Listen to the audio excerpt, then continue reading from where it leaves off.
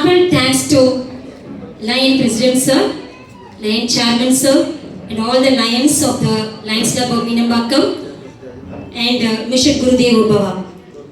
I dedicate this award to all the teachers. Once again, thank you all. I am deeply grateful. No words to say. Thank you all. I was there in the first event. I have been in the subsequent events and all the events, and I see the spirit and enthusiasm just rising each year, and this is a permanent lifeline for teachers, of teachers, and by such a wonderful set of organizers. And it's indeed a great pleasure to be presenting before you what the topic that so close to my heart, happy teachers, happy classrooms, sets us to think of today, the significance of today. Today is Teachers' Day, but it is also a day when the Lord appeared on earth and gave the greatest lesson as Vamana Avatar to King Mahabali. What was the lesson?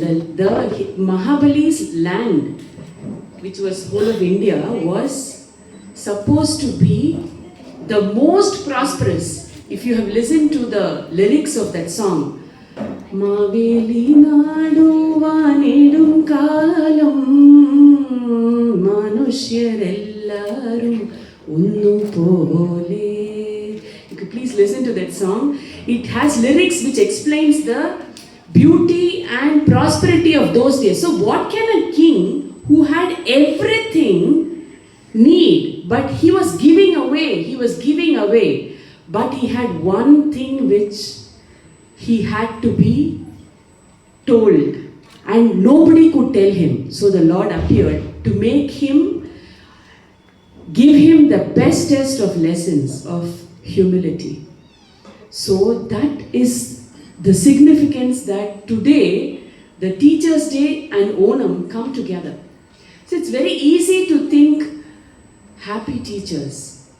Happiness itself, what is the definition? Each one have their own definition of happiness.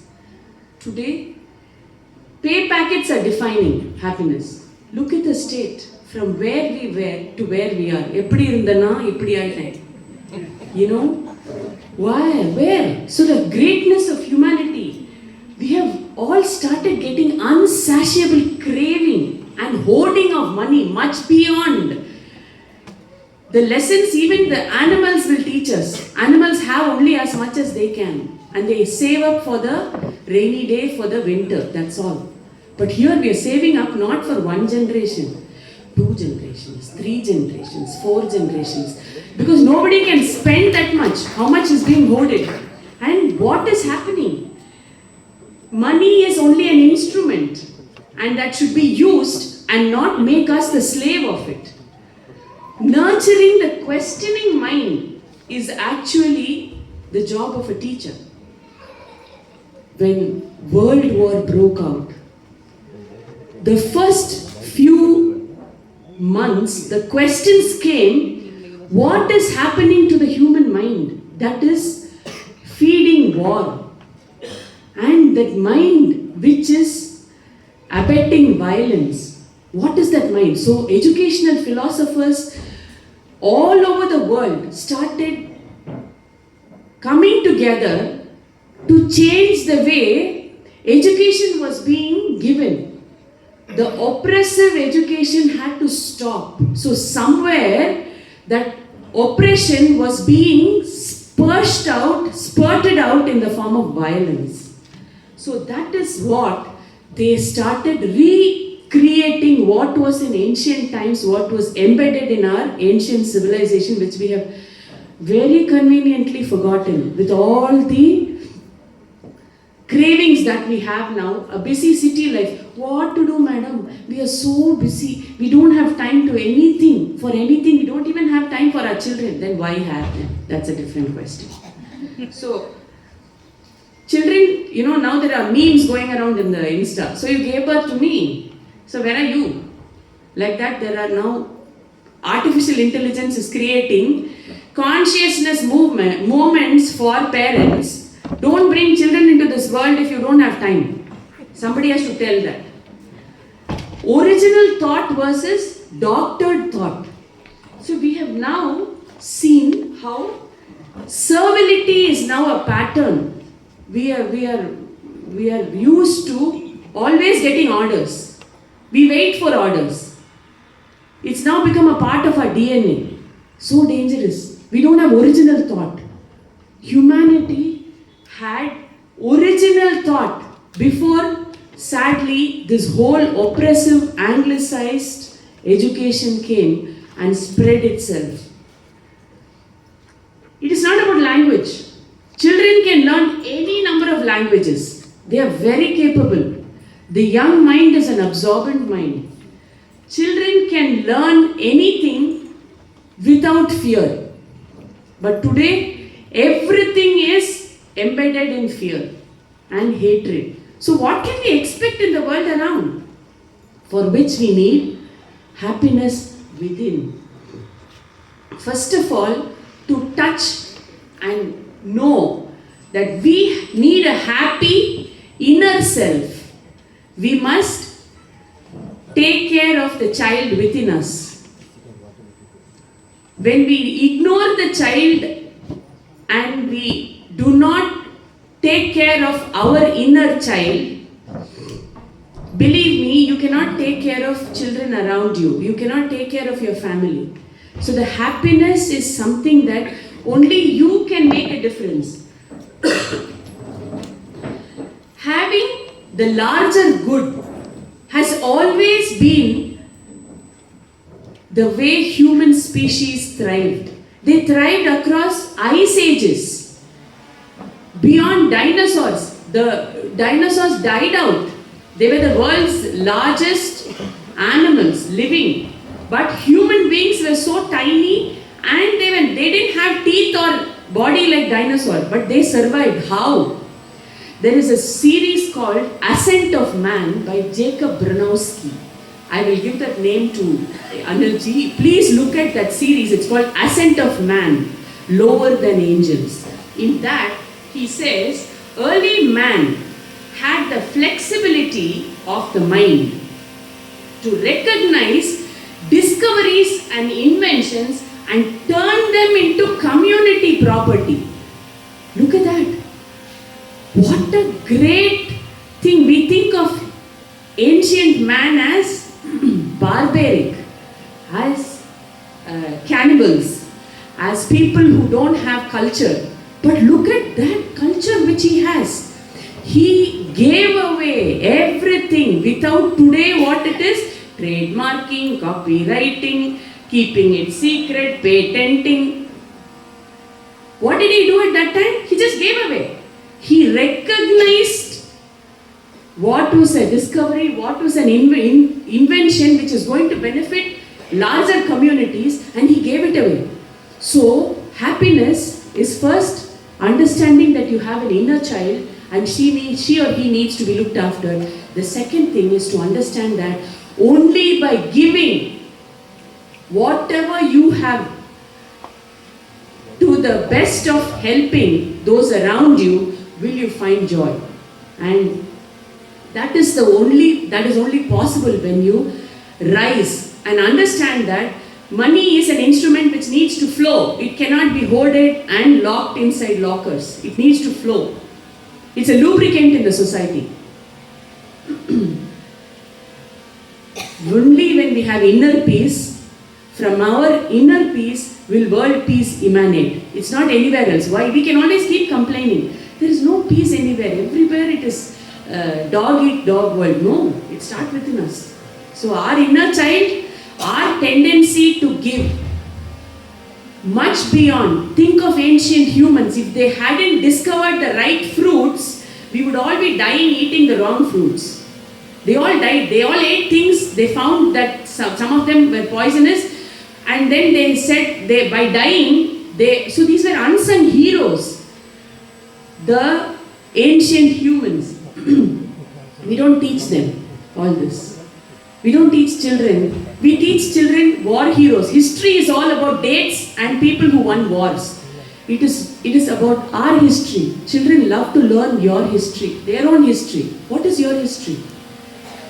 So these are things that we must understand how children learn, the psychology of learning, because you yourself will like to see, like when Reena said, she and I did a course together for teaching. We relived our childhood. We wanted to make all what children would like to make. We calmed our inner child. So in ways that will make your inner child live again. That is when you will find true peace and true happiness. So the teachers have the greatest boons, even if you don't recognize it. You are standing on the first step of the moksha padi. You are standing on the very first step, or probably you're already climbing the moksha padi. Nobody else has so much of a gift than that. Also, you are the most valuable profession to create all the professions of the world. Only teachers can do it. And you're the most sacred influence in a child's life. Not even so much in the impressionable ages as their family, but teachers are. Teachers are doted upon by children, and they will defy parents also. No, my teacher said this.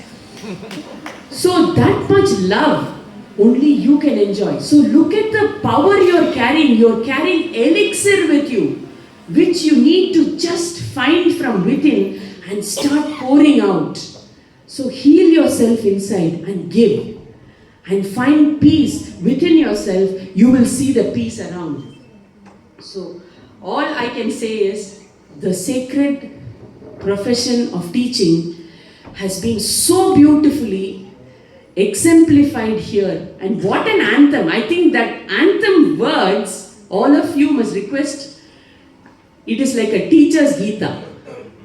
It's the end all what a teacher needs to even know. Before you step into the profession, I think like a prayer, you just read the teacher's Gita, which is the lines of that anthem which was created for Guru Devo Bhava. Amazing. Every word is like a pearl. So I wish to conclude with the serenity prayer. All of you must have known, it's very specific even for teachers. Oh God, grant me the serenity to accept the things I cannot change. To have the courage to change things that I can, and the wisdom to know the difference. This is what it is. And we have been blessed to be born in this country where sage Dattatreya explains to King Yadu the 24 gurus he has learned from. Please search that. We are in a land where Bhagavata Purana and several scriptures in every religion have extolled the role of acharyas and gurus. So here we are presenting ourselves to children. May you present the best self. May God be with all of you and the organizers. Thank you so much for this opportunity. Namaste to everyone. So thank you, sir. Thank you for those warm words. My humble pranams to Irai Anbu ji, to Kicha ji, to all the members on the dais and off the dais. Namaste. The Vidhya Seva Samman is a sacred honor bestowed upon teachers for their selfless service to the society through education. Today, we have gathered to celebrate and recognize the tireless dedication of acharyas who have guided young minds along the dharmic path. Indeed, Guru Devo Bhava reminds us that teachers are the architects of the society. One round of big applause to all the teachers at Meenambakkam. I just recall the saying, the quote of Michelangelo. He said, every block of stone has a statue inside it. And it is a task of the sculptor to discover it. He again said, I saw the angel in the marble and I carved it until I set the angel free. In many ways, this is a calling for every teacher. We are entrusted with young minds full of potential, and it is our sacred duty to very carefully chisel and nurture them, sometimes even with greater patience and greater care than Michelangelo, so that the Einstein and Ramanujan within them may be set free. At this moment, I'm just reminded of my friend. I'll put it as a humble human being, a gifted sculptor, Arun Yogiraj. Arun Yogiraj carved the magnificent Balaram idol at Ram Janmabhoomi, Ayodhya. He is from Mysore, and my friend's brother, and that's how I know him for long. He began his journey as an MBA graduate and in the corporate world, and the legacy of generations of sculptures of his family drew him back to the calling. 5 generations of sculptors in the family, and though he was into the corporate world, his heart and soul was into sculpting. And he told me, when I was very young, I used to stand behind my father and then observe him carving and chiseling.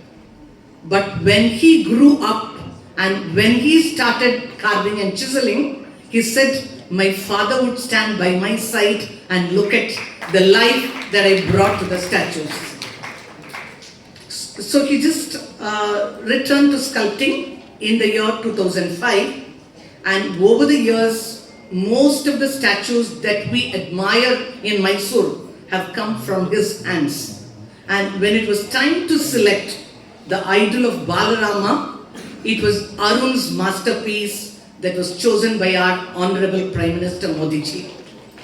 What we see today at Ayodhya is the result of years of tireless dedication, endless days of studying, observing, envisioning, until the image in his heart took the divine form.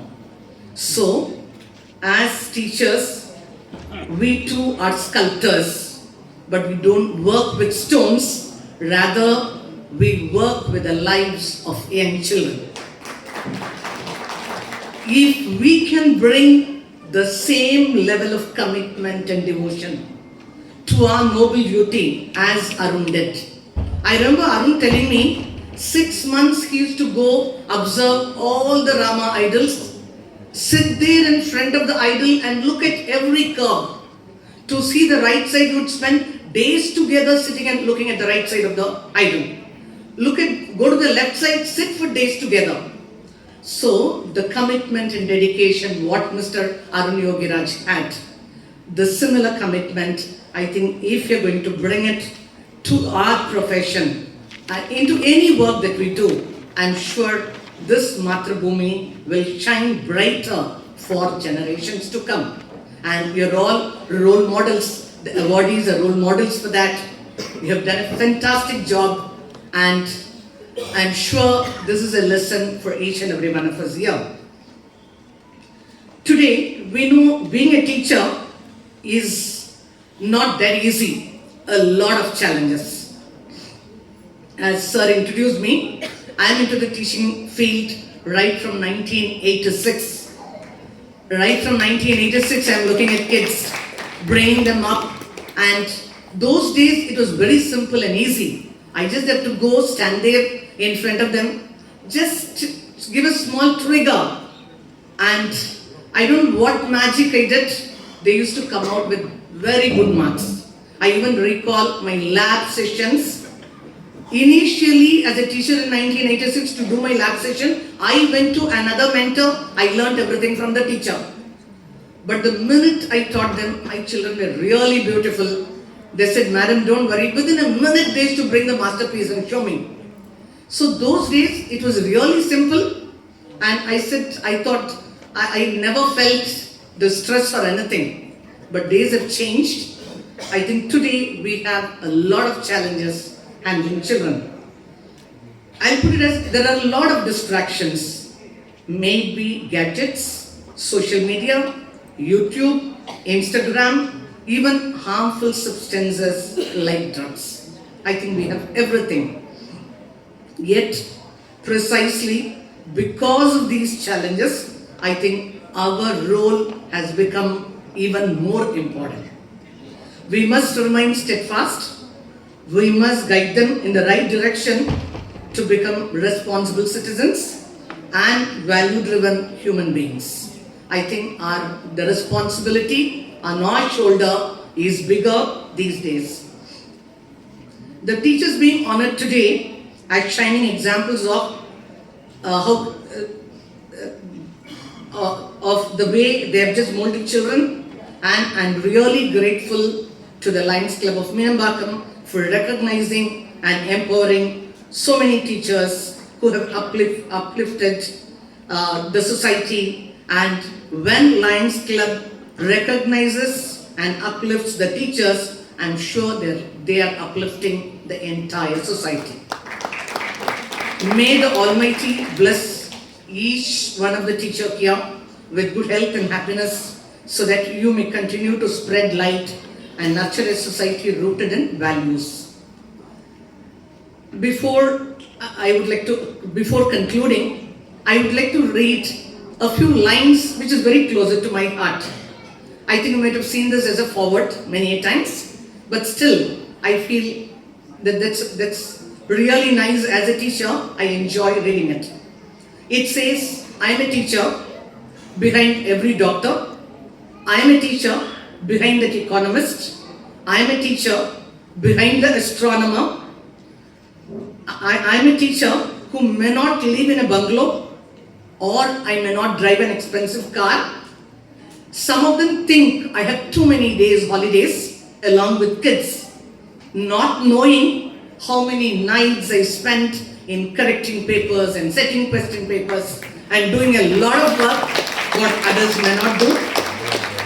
Policies are changing, educational policies are changing, syllabus is changing, expectations from parents and other stakeholders are increasing, stress is building, yet I am a teacher. My true wealth is in the success of my students. It does not matter if they earn more than me. It does not matter if they drive when I walk, because all that they are today and all that they achieve today carries within it the touch of a teacher. I am a teacher. I am a proud teacher. My salute to all the teachers here. Respected Miss Shanthy Asokan, respected Miss Vidya Shankar Chakravarthy, respected Mr. Anil Kicha, Mr. Balaji, Ms. Reena, dignitaries who have come to grace this function. I am very happy to be here with you this morning to present the citations and share some of my feelings regarding the topic, the role of teachers in nation building. I congratulate the teachers Mala, Vidya, Saravanan, Sarathi, Elias, Surjit, A. Chitra, V. Chitra, Rani Soumya,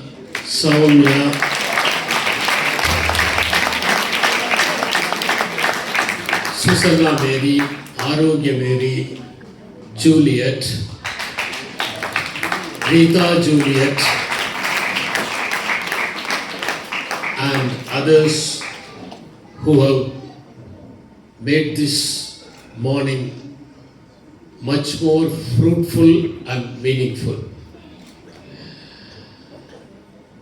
It was introduced that Miss Vidya Shankar was a chemical engineer and she left out the chemical engineering profession and dedicated her life for the cause of the children.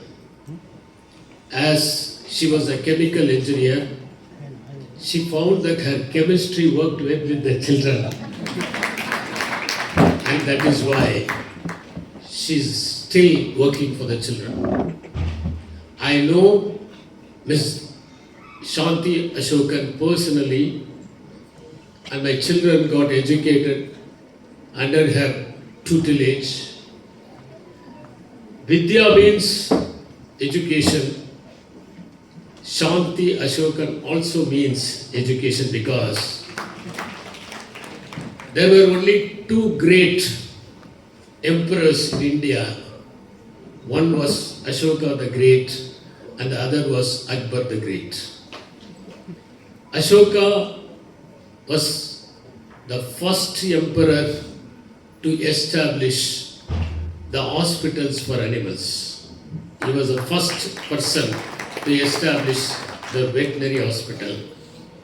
And it was mentioned by Anil Kicha. Kicha, aap kiya acha.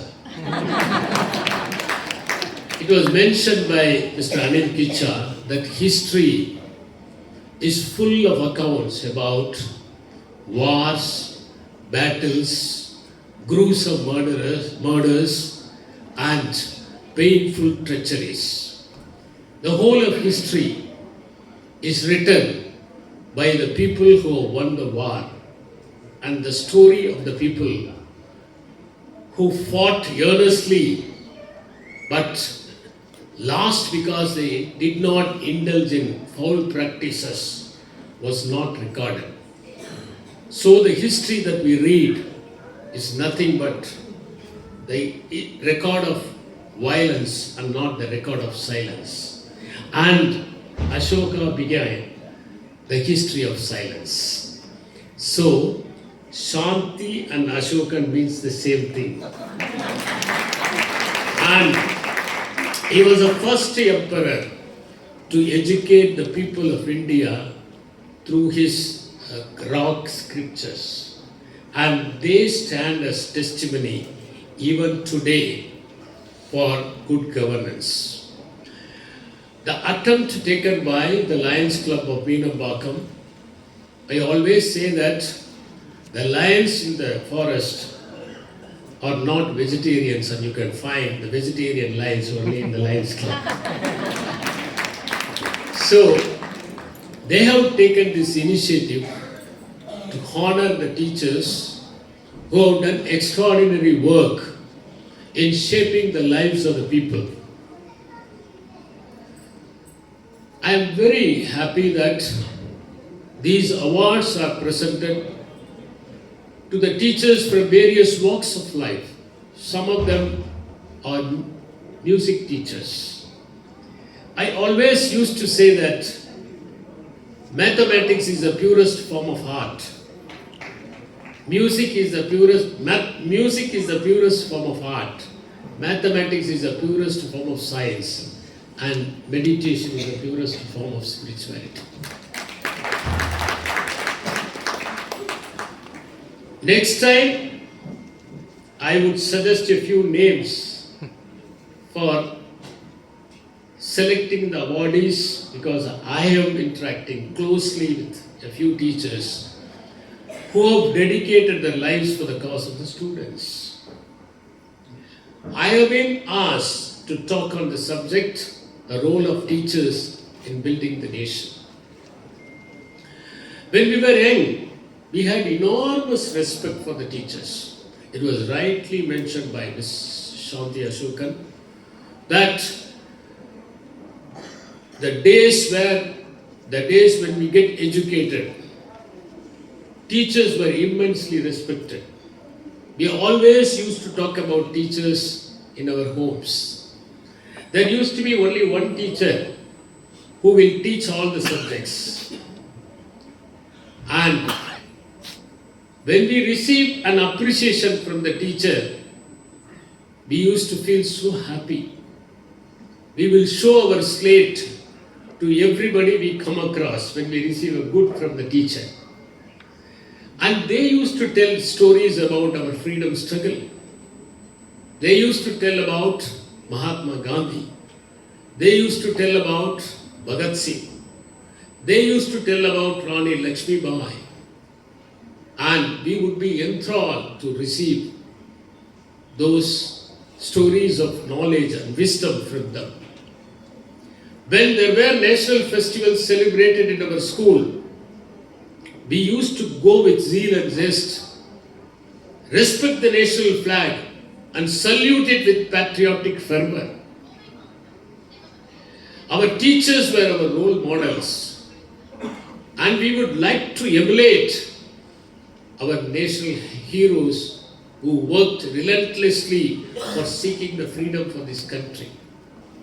In our school, they used to arrange to take us to show the movies like Kappalottiya Tamilan.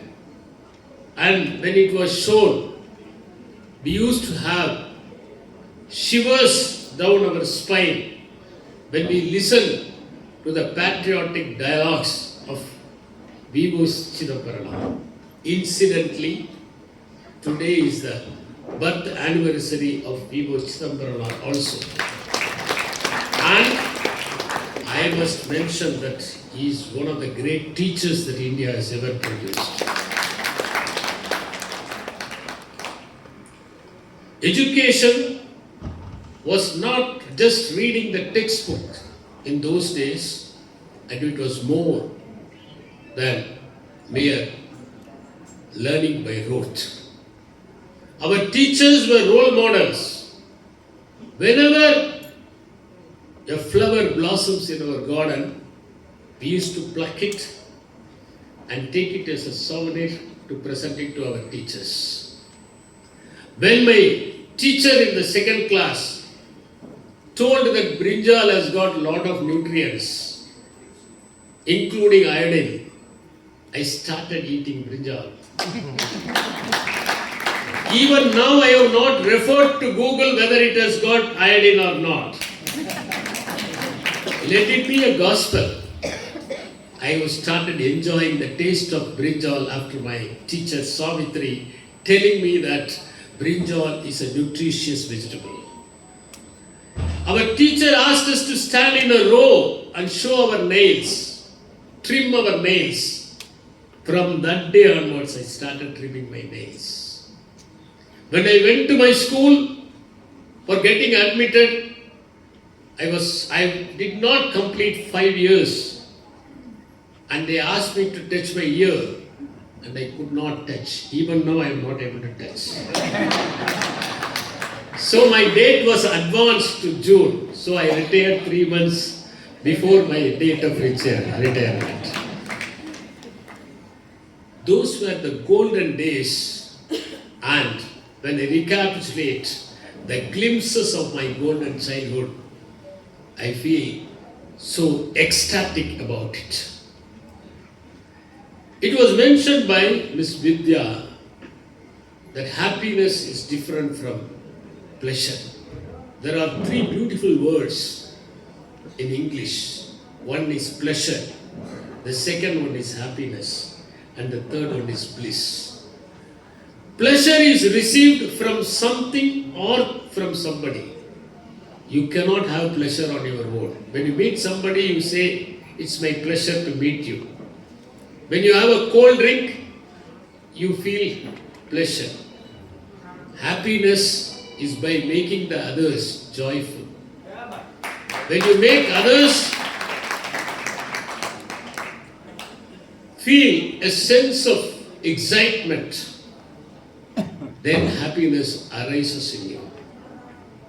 And bliss comes when you don't do anything, when you sit in silence. When you realize your inner being something beautiful in you blossoms, and that is bliss. And human beings should work for bliss, but unfortunately they stop with pleasure. And that is the irony. Education should prepare children for 4 things. It involves 4 P's. Preparation for yearning. I always tell there are 2 noble professions on the earth. One is doctors and the other one is teachers. Let me say in Tamil so that you can understand the depth of my statement. 2 பணிகள் தான் தெய்வீக பணிகளாக கருதப்படுகின்றன. ஒன்று மருத்துவம், இன்னொன்று ஆசிரியர் பணி. முன்னது ஒருவர் பிணமாகாமல் பார்த்துக் கொள்கிறது, பின்னது ஒருவர் நடைபிணமாகாமல் பார்த்துக் கொள்கிறார்.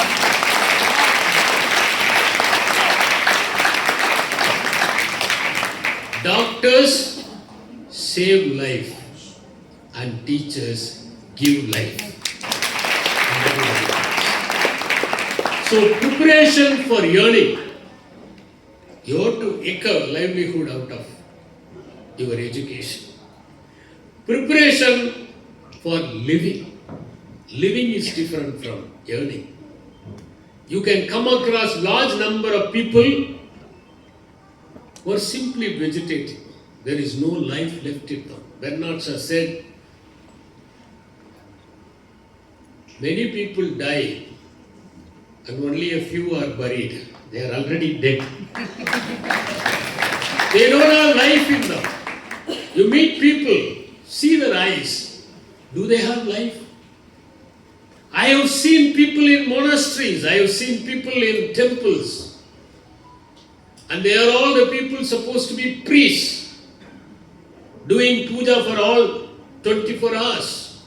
But see their eyes. You find so much of ambition in them, so much of craving in them. There is no contentment, there is no satisfaction. You cannot find even the trace of enlightenment in their being. And you don't feel peace when you are around them. So, education should prepare you for living. Living meaningfully. In Devo they say that unless you grow, unless you sprout, unless you blossom, you have got no life left in you. That is why Emerson said, people do not age. Only when they stop growing, they age. So growth is a continuous process. The third one is to prepare them for understanding. Today people have degrees behind their names. People have very good marks. I go to various institutions and I will be given the responsibility of distributing the prizes. And when the children come, I find them without life, without understanding. There is not even an iota of happiness in their eyes. Why? Why they have become dry? Because of the cutthroat competition, they have lost the zeal and zest. How can they understand the fellow beings? Shakespeare says in Macbeth, when the people come and tell him that they have cut the throat of Banquo, Macbeth will say, you are the best of the cutthroats. So, in this cutthroat competition, they have not understood this world. They are not able to appreciate the plants. They are not able to appreciate the trees. They are not able to observe the tree right in front of their house. They are not able to enjoy the full moon. They are not able to understand the beautiful waves in the ocean. They are not able to understand the people around them. They are not able to understand the pain of hunger, the agony of sickness. They have all become selfish. Education is not to teach selfishness. Education is not to make them indulge in cutthroat competition. The fourth one is prepare them for participation in the problems which are involved in making this world much more beautiful. We have inherited this world from our ancestors. Is it not our duty to make it much more beautiful than what we have inherited? Education should prepare them. We have got 4 types of students. One is like a sponge. They absorb everything, both good and bad. Then we have got a funnel who will let out everything. And you have got the strainer who will retain the trash, who will retain the scum and leave the cream. Then you have got the sieve who take the best. Not the best from the teachers, the best in the world. They will have positive outlook about life. They will see the best points in every human being, and that is where education becomes complete. I am of the opinion that as it is said in the Tamil grammar book Nadu, a teacher requires certain qualities. The first one is patience. Second one is knowledge. Third one is love. Fourth one is wisdom. Fifth one is compassion. Sixth one is good manners. Because the students learn from the teachers. And then you should have culture. All these qualities are very, very important as per the grammar book Nadu. I have come across 2 extraordinary teachers. Once I went to see a movie, and before a movie, in those days they used to screen a newsreel. And the newsreel was much better than the feature film. Sometimes it happens. So the feature films was much better. Sometimes you go to a restaurant, the starter will be better than the main course. So in the documentary, it's all about 2 teachers, a couple, Marxist couple in Kerala. They went to a hillock tribal village. And in that tribal village, they have to educate the tribal children. They discovered to the dismay that no teacher ever went to teach the children. They used to go there, stay there for a single day and come back. The entire school building was in ramshackles. Horrible environment. Children were not interested in studying. Tremendous deforestation. The people were all living in obscure poverty.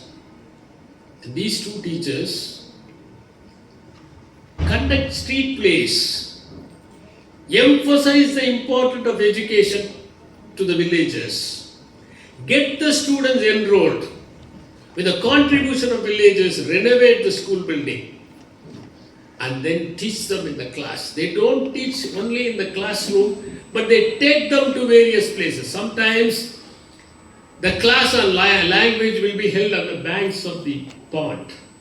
Sometimes they will take them to a tree shade and then they will teach. And the children were so interested because they did not have the teacher-centric classes. They had the student-centric classes. The children were so happy they attended the class.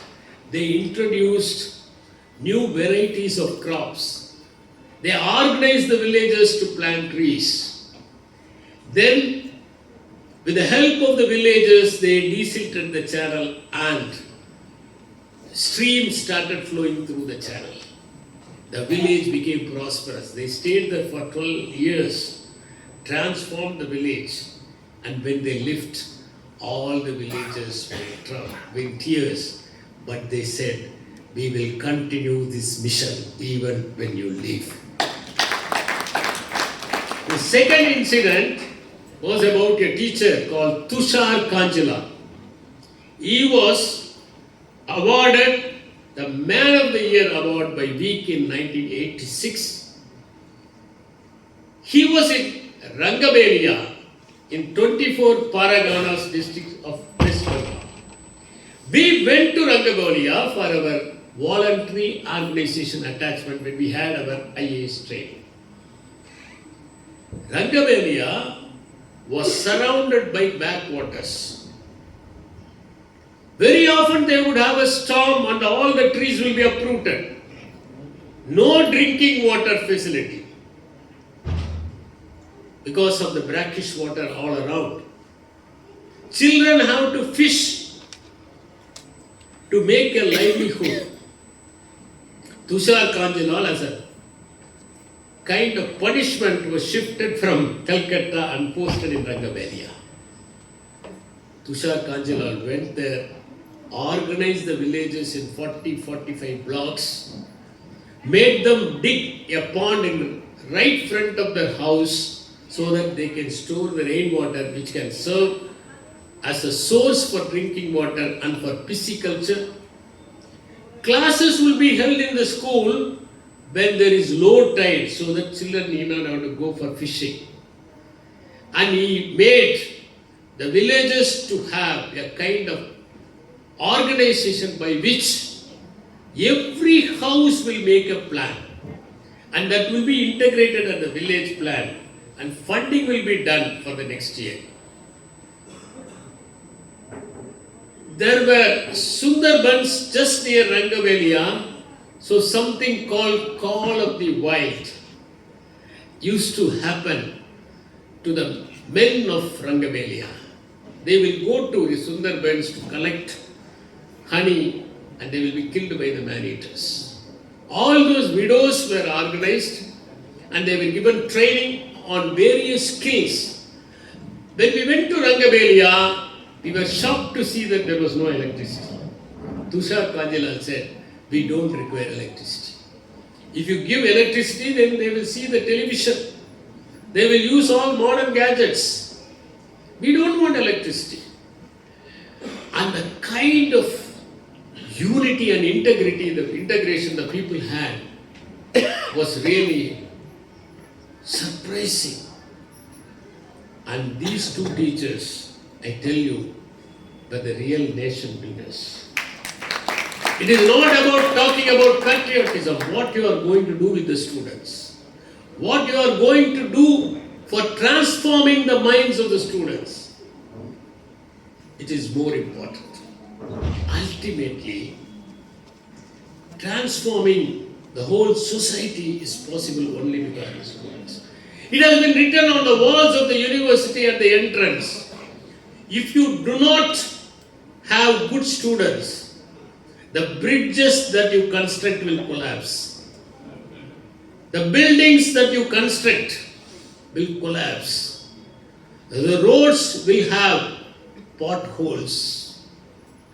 And you will have a society where you will not have culture, where you will not have civilization, and where you will not have harmony.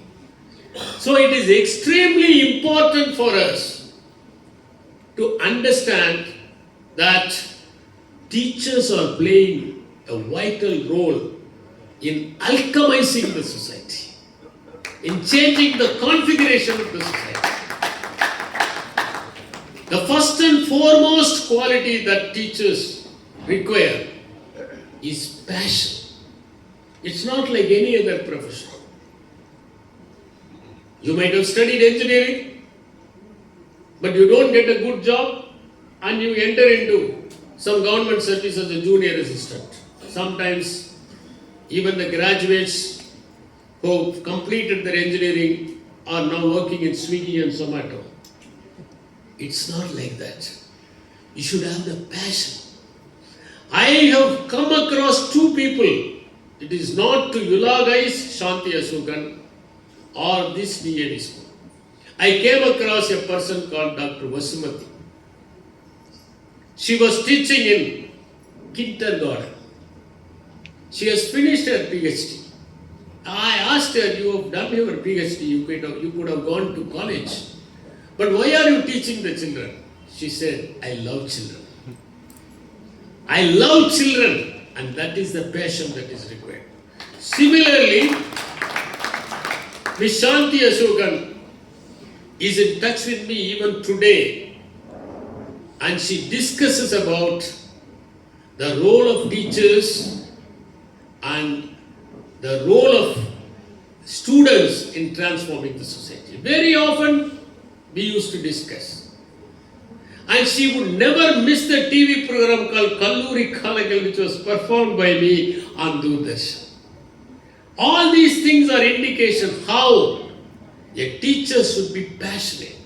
There was a teacher in Chikkananaikkan College in Erode. He was zoology professor, and he used to draw the viscera of frog with both the hands. And that was the expertise. And students from other colleges would come and attend his class.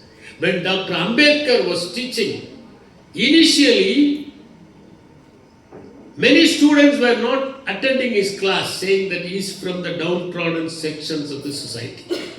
But later, when they understood the depth of knowledge that he had and the expertise that he had, not even the students from that college, but even from the other colleges came and attended. That was a passion he had for teaching.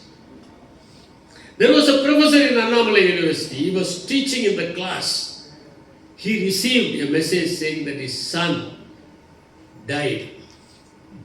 He did not leave the classroom. Finished the class and then only he left.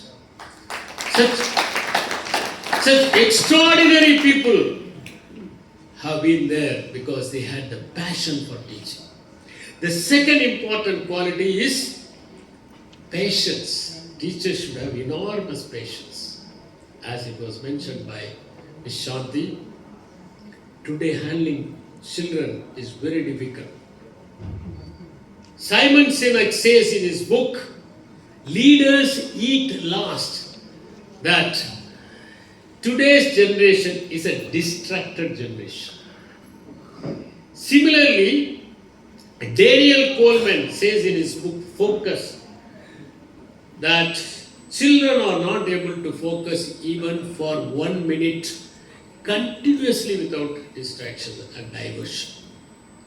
I am reminded of the anecdote related to Buddha. Mr. Anil Ticha, I thought he would say something about Mahavira, but he said about Buddha. Mahavira also had extraordinary patience, because when Chanda Kausika bite him, he was patient, and instead of blood, milk came out. Am I right? When Buddha was entering into a dark, deep, dense forest, the people in the village were cautioning him, don't go there. There is a person there. He is known for his gruesome behavior. He will cut the fingers of the people and have it as a garland. His name is Angulimal. Angulimal will do that. Don't go there. Buddha said, let me go there because I am not scared of death. Really enlightened people will never be scared of death. Keep it in your mind. If you don't have fear for death, that means you are reaching enlightenment. So when he entered into the forest, Angulimal appeared before him. How dare you enter into this forest? It is my territory. I am going to kill you. Buddha said, okay, you can kill me. No problem. I have already started watching my body as a witness. If you watch your body as a witness, how could death affect you? So, Angulimal said, I am going to kill you. Buddha said, kill me, but before that, could you do me a favor? Yes. What favor do you want? Could you pull out a leaf from the tree? Why not a leaf? I can pull out the whole branch. He pulled out the whole branch and brought it before Buddha. Buddha said, it's all right, you have done a great job. Now put it back. How is it possible? How can you put this branch back? Understand one thing, that taking away life is very simple. Could you give life to any human being? And that was the moment Angulimal became enlightened and he became a disciple of Buddha. Every teacher should remember the story of Buddha. the most compassionate person who walked on this earth. The third one is they should have excellent communication. Today, communication means it is not just speaking. A good communicator should be a good listener also. Do we have the ears to listen to the children? Do we have the heart to listen to the children? Communication is not just using the verbal communication, it's physical, it's body language, non-verbal communication. Only 7% of our communication is verbal. 93% of our communication is non-verbal. We speak through gestures, we speak through facial expressions, we speak through eye movements, we speak through postures, and we speak through intonations and our voice modulations. Therefore, it is very, very important they should be good in audio, visual, verbal and non-verbal. The fourth important thing is that they should not compare between two students. It was mentioned by one of the students saying that she likes her teacher because she never compares her with the other children. Every child is unique. That is why Khalil Gibran said, your children are not your children. They come through you but not from you. So never compare your child with the other child. Every child is unique. Never think that your intelligent tests are authentic. Your intelligent tests are simply useless. Because there are 9 types of intelligences. It may be logical intelligence, it may be musical intelligence, it may be kinesthetic intelligence, it may be interpersonal communication, intrapersonal communication. So many intelligences are possible. So never try to brand the children. That is extremely important. A good teacher should have humor. A sense of humor is important. If you do not have humor, your life will be lost. Mahatma Gandhi had enormous sense of humor. When Charlie Chaplin came and met him, Chaplin was laughing most of the time. And Mahatma Gandhi said, if I do not have the sense of humor, I would have died long ago. And that is an indication. What differentiated Shakespeare from the university wits? Why we are not reading the works of university wits? Even for that matter, the rival poet of Shakespeare, Christopher Marlowe, he did not have that kind of humor that Shakespeare had. So sense of humor is very, very important. Classroom management is very important because today, in the classroom, handling the children is extremely difficult. Every child is carrying not only the bag, but so many problems in the bag. Sometimes they may have fighting parents, quarrelsome parents, drunkards as fathers, single parent, troublesome neighborhood, so many issues. So classroom management is equally important. A teacher should have empathy. All children do not come from the same background. All children do not have the same kind of learning skills. Some of them may be late boomers. If you think that children are all to be categorized according to their learning capabilities, we would have lost Einstein, we would have lost Edison. Even Walter Scott was not a good performer in the class and he was always standing in the dunce corner. The greatest humiliation that could be given to the child is to call him dunce, call him imbecile, call him you will not be suitable for any kind of work. We should never insult a child. Sometimes children could be late boomers. Allow them to sprout. They will be like the Chinese bamboo. They will sprout late. but they will spread vast. I was the student in the last bench. I was not the student in the first row. I always found it comfortable to sit in the last row so that I can focus more. And when our teacher asked me, I was doing some mistake, and my teacher asked our entire bench, last bench, get out. So we lifted the bench and went out. So empathy is equally important. Without empathy, you cannot have it. Every teacher should imagine that he is a student. Unless he has the will to learn, he cannot be a good teacher. A teacher is supposed to learn continuously. That is why in Indian mythology, they say that the goddess for learning is still learning. So learning continuously, not only from books, every human being is a book. For example, Mr. Anil Kacha is a book. Only thing is you cannot lift him.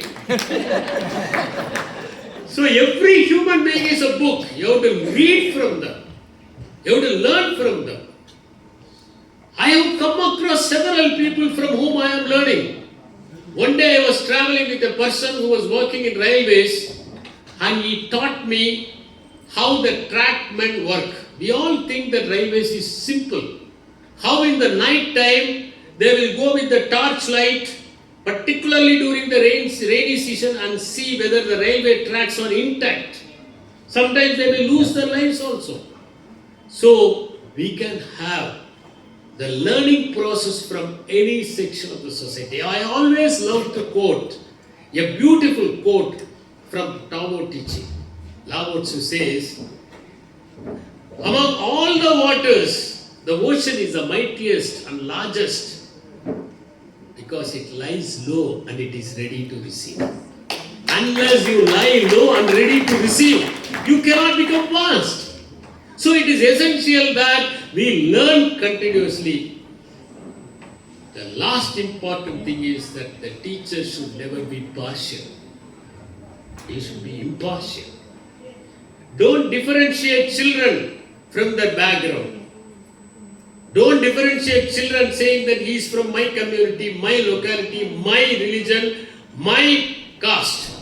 Never do that. The moment you step into the class, you should forget your religion, your caste, your community and your language. Every student should be treated like your children.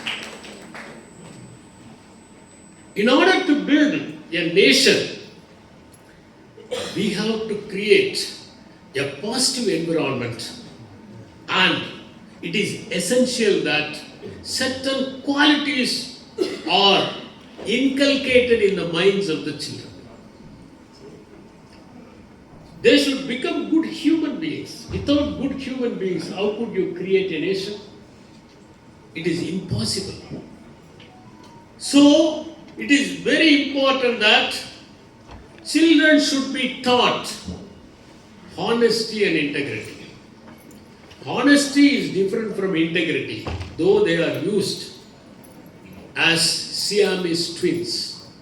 Sometimes you may be honest, but you may not have integrity.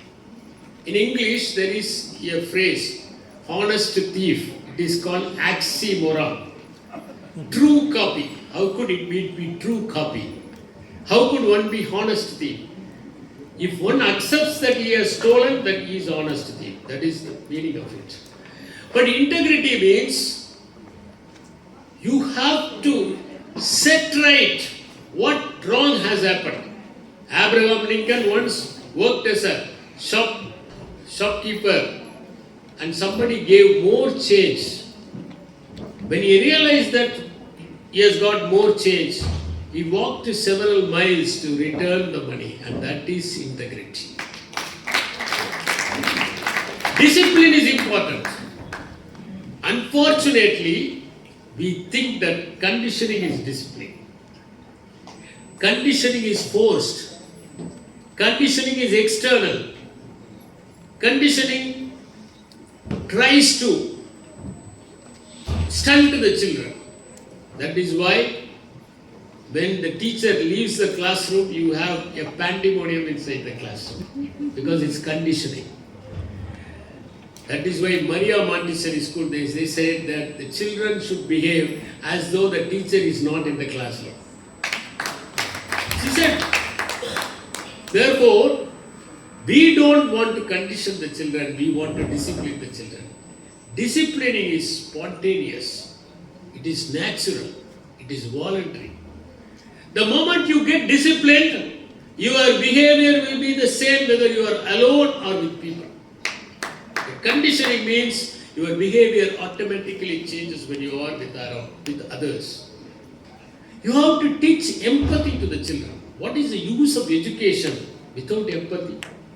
When you are not able to understand the agony and sufferings of others, the whole purpose of education is lost. Therefore, empathy is also important. Responsibility should be realized by the children. When you teach the children, you should make them learn certain skills and they should become knowledgeable. If you have dull people who cannot have any skill, how could you have a strong nation? A strong nation requires people with strong skills. Fidel Castro delivered a lecture in which he said, no other nation can conquer our country because we teach them how to handle the cannons when they are studying their 9th standard. He said, we have only 4 national television channels and they run only for 6 hours. And in those channels, we have only information related to education and health being telecast. And that is why Cuba was not defeated by others. So skills should be taught and they should contribute something to the nation in some way or other with the help of their skills. It is also essential that the students should have essential components of responsible citizenship. They should have democratic values, they should have civic sense. They should understand the rights and responsibilities. A teacher should eliminate inequalities by teaching the children who come from the downtrodden section. As I told already, they should never differentiate the children based on caste or creed. The teacher should be influential and inspiring. We have come across several teachers. For example, Ambedkar was molded by his teacher Mahadeva Ambedkar. And his teacher wrote his name as Ambedkar and that prevailed even today. There were teachers who molded great personalities like Abdul Kalam. He was molded by his teacher Solomon, Ayyadurai Solomon. Einstein was molded by his teacher Max Talmud. Edison did not have a teacher to mold him, but his own mother shaped him. Akira Kurosawa was molded by his art teacher, and that's why we have the beautiful movies of Akira Kurosawa. And they inspired the entire city world. I can quote you umpteen number of examples where the teachers were influencing and inspiring the students. As a teacher, you can contribute to the nation building directly also. I told you about the indirect methods by which you can shape the lives of the children and make them understand the role. Directly also you can shape them. Teach them the preamble of the Constitution. What is the lofty ideal with which our Constitution has been framed? We have got the fundamental duties which was introduced by the 42nd Amendment of the Constitution. 10 duties were included in 51A of the article of the Constitution. The most important article is to respect the Constitution. We should teach the children and tell them that they should respect the Constitution. They should respect the national anthem and national flag. The national flag is not simply a piece of cloth. It was won by the sacrifice of millions and millions of youth, and they have to understand the significance of it. When we were children, they used to scream national anthem when the movie was over. Then they stopped it because the people were not standing erect. Even for 52 seconds, our people were not ready to stand and respect our national anthem, so they disbanded the practice of screaming the national anthem. They would sit for 4 hours, they would commute for 2 hours, they would wait for half an hour, but they will not stand for 52 seconds. We have to teach the children about the meaning of national anthem, how to sing it.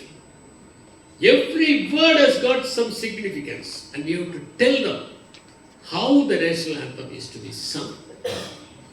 They should understand the importance of this national anthem and national flag. The most important thing that we have to do today is to promote harmony and common brotherhood. If India doesn't have unity and integrity, this nation cannot sustain for a long time. It is very, very important that we have to promote harmony and common brotherhood. Every fellow Indian should be respected as a brother. Don't differentiate him on the basis of caste or community. As Khalil Gibran said, as different fingers of different size lead to the same palm, we should all focus on the national integration, unity, and we may be different like the fingers of the hand. This is very, very important. And we should promote scientific temper. Reasoning is very important. Make the children ask questions. Do we allow the children to ask questions? I always make it a point when I talk to the children in the college, ask questions. Let there be a dialogue. Let it not be a monologue like Andrea Del Sarto of Browning. Ask questions. Let it be a dialogue. Make the classroom a dialogue. Make the classroom a student-centric classroom. Then only you can promote the scientific temper. The 11th duty was introduced in the 86th Constitution. That has also to be told to the children. It is very, very important that the role of teachers is becoming highly crucial in the present atmosphere. I must mention that after COVID, it has become very difficult to handle children. They are easily getting distracted because of the small gadget that is with them, and they are not able to focus even for 10 minutes continuously without distraction. It is also arduous to guide them to march in the right direction. I would not say that when we were in the school we found it joyful to attend the class. It's not the case. When a holiday was declared, we also felt happy. On a rainy day, we also felt happy. But after 4 or 5 days, we had the urge to go to the class. Even in the days of Shakespeare, you would have read about the 7 ages in Shakespeare. The boy was unwilling to go to school, creeping like a snail. So, going to the school should become a joyful experience, as it is mentioned in the book Toto-chan, A Girl on the Window. Going to the class, listening to the teachers, understanding the lessons, learning from the fellow students, having a collaborative learning should become the order of the day, and then only we can build a strong nation. A strong nation is not built in geography, it has to be built in the minds of the students. Thank you very much.